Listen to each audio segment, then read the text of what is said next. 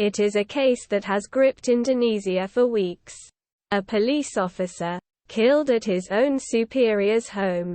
A cover-up unraveled because of a family's grief. The public trust in the institution shattered. Fair warning. English sources are scarce in this story.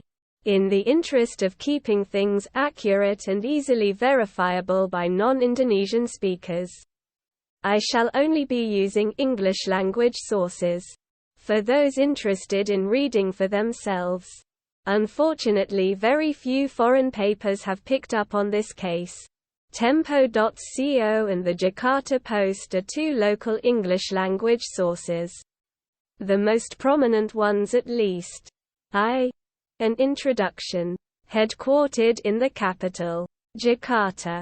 The Indonesian National Police has approximately 400,000 personnel, overseeing 270 million people in the world's largest island nation. The Indonesian National Police, for the longest time, had been an important instrument in enforcing the rule of President Suharto. From 1966 to 1998, having only been separated from the armed forces since 1999. The National Police is organized in military fashion, most obvious of which being the ranks, with the lowest being second patrolman, and the highest being police general. As of 2022, the current head of the force is Police General Listio Sigit Prabowo, appointed on January 2021. The case of Yosua Hutabarat concerns a two-star general, Police Inspector General Ferdi Sambo, 49, then head of Internal Affairs, and two of his adjutants, Police Brigadier Yosua Hutabarat and Second Patrolman Richard Eliezer, 23. Both were his bodyguards, with Yosua assigned to guard Sambo's wife, Putri Candrawati, a dentist. Yosua Hutabarat, 27, was a member of the Mobile Brigade Corps, the Indonesian police's tactical unit. He had been assigned as Ferdi Sambo's adjutant in 2019. 2. The killing, or so it seems, on the evening of 8 July, 2022, Brigadier Nofriansyah Yosua Hutabarat was shot dead in the official residence of Inspector General Ferdi Sambo, located in Duren 3, South Jakarta. For 3 days, the public was kept in the dark over the shooting, with only hearsay to rely on. Yosua's body is sent to his family in Jambi, who only learned of his death approximately 6 hours later. On the 11th of July, South Jakarta's Regional Police District Head, Commissioner Budi Herdi Suzianto, released a statement to the press. Brigadier Yosua Hutabarat had been killed in a shootout with Second Patrolman Richard Eliezer. Yosua had entered Putri's room and then sexually assaulted her. He fled when Putri screamed, and when confronted by Eliezer, he opened fire. Yosua fired approximately 7 bullets, all of which missed. Eliezer, a crack shot according to the police, fired 5 rounds and killed Yosua. Sambo was out of the house, undertaking a PCR test. The CCTV within the residence had been broken for the past 2 weeks. This was the official report from the police. But by then, whispers had arisen amongst the public, with several details regarded as suspicious, and a few questions remained in the air.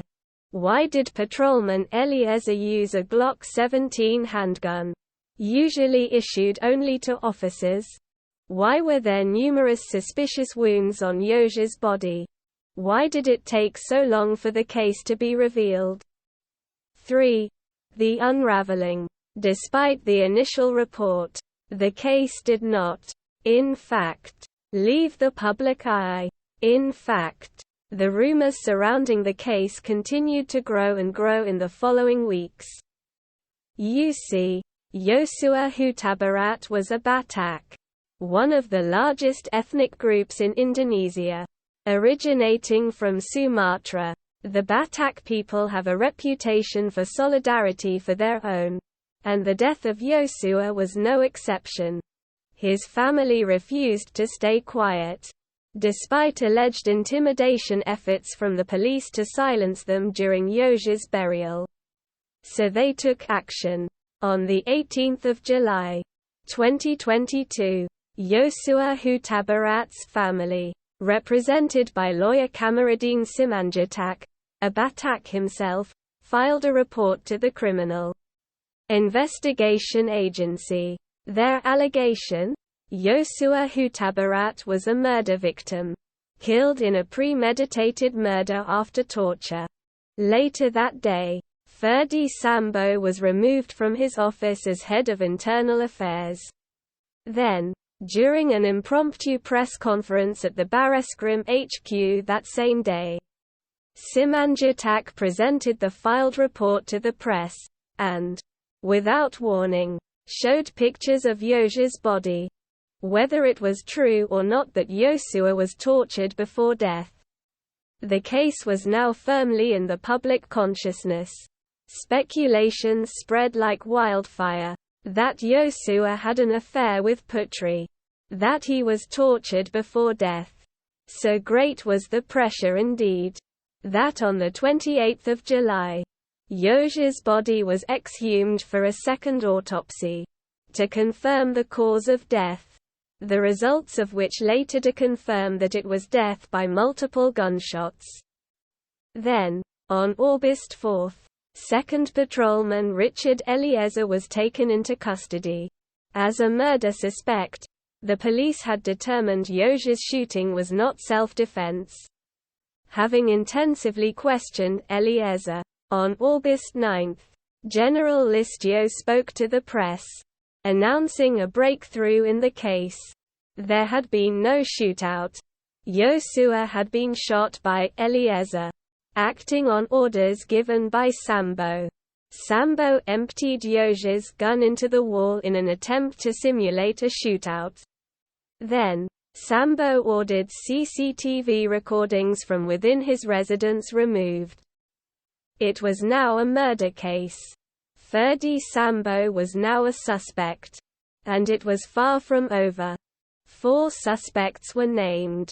2nd Patrolman Richard Eliezer as the shooter, Chief Brigadier Ricky Rizal and Kuat Marif for conspiring to commit murder, and finally Inspector General Ferdi Sambo himself, as the mastermind, having ordered Eliezer to shoot Yosua after the latter allegedly did something to his wife that damaged the family dignity.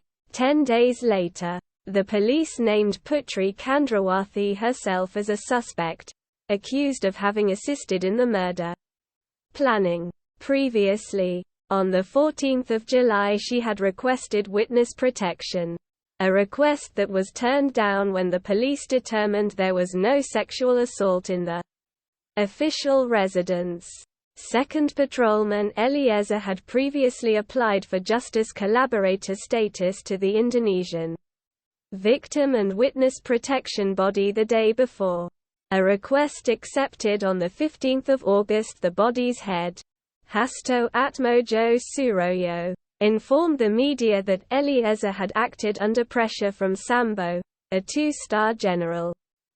Now, with charges of premeditated murder, Ferdi Sambo faces charges ranging from 20-year imprisonment, at minimum, or the death penalty. We're left with answers, and yet still more questions remain. By now, the scandal has become perhaps the largest scandal in the National Police's history, with dozens of officers transferred and investigated for suspected obstruction of justice, including the head of South Jakarta's Police District Commissioner Budi Herdi Suzianto, who'd initially given details to the media. IVY, by the time of the case's reenactment on 30 August, A rough image of the events leading to Yosua's death had taken shape. Based on witness and suspect testimony, the following has been translated and summarized from Indonesian language sources, as best as I could. Links will be provided below. Untranslated. On the 2nd of July, the day after the National Police's anniversary, Ferdi Sambo and Putri Candrawati arrive at Magelang, Central Java, to visit their oldest son, who attends high school there. They are accompanied by a few adjutants, including Brigadier Yosua Hutabarat, 2nd Patrolman Richard Eliezer, Brigadier Ricky Rizal, and Kuat Marif. On 7 July, one day after his wedding anniversary, Ferdi Sambo flies home to Jakarta, leaving Yosua and Putri in Magelang. There, Kuat Marif confronts Yosua, having caught him with Putri alone together. As a result, Rizal confiscates Yosua's rifle and HS-9 handgun. At midnight, Yosua video calls his girlfriend, Vera Simanjutak, and confesses that he fears for his life. What Yosua and Putri were doing remains unrevealed as of 31 August. And speculations remain as to what happened then. On 8 July, Putri, having informed Sambo of the incident, returns to Jakarta, accompanied by Yosua, Eliezer, Rizal, and Marif.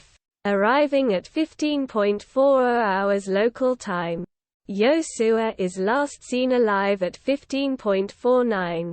Caught on CCTV footage from Sambo's personal residence.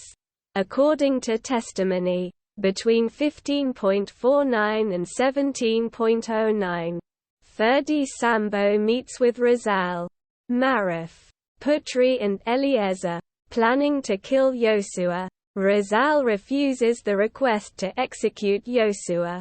Sambo orders Eliezer, the youngest adjutant, to execute Yosua, handing him Rizal's Glock 17. Sambo, with Putri present, offers a hefty sum of money to each of them. Eliezer is offered 1 billion rupiahs, while Rizal and Marif are offered 500 million rupiahs each. The group, with Yosua this time, unaware of the plot, moved to Sambo's official residence a kilometer away. Arriving at 17.09 local time, Yosua, who is in the yard, is summoned inside. There, he finds himself cornered by Sambo, Eliezer, Marif, and Rizal. Eliezer, approximately 2 meters away, has his gun trained on Yosua. Sambo, after yelling at Yosua for having dared to do something to his wife, orders Eliezer to shoot. Eliezer, 23 years old, the lowest-ranked adjutant, obeys. Yosua, begging for mercy, is shot 3 to 4 times. As he lies bleeding on the floor, Sambo steps forward with Yosua's own handgun and shoots him twice in the back of the head. To mimic the shootout, he empties the gun into a wall, and disposes of his gloves afterwards. Putri returns to their personal residence soon after, having been on the same floor in a nearby room. Several hours later, Sambo reports the incident to General Listio, alleging there had been a shootout at his official residence. What happens after? We don't know yet. The motives remain clouded, as Putri alleges she had been sexually harassed at their Magelang home. An allegation later suggested to be likely true by the National Human Rights Commission on 1 September, with the Jakartan scenario presented by Sambo proven to be false. It remains to be seen whether or not she was telling the truth. While she is a suspect, she has not yet been put in custody, on health grounds. At the time of writing, The date and time for the trials are yet to be determined. The investigation continues. Sources: Eliezer's Justice Collaborator status. Indonesian sources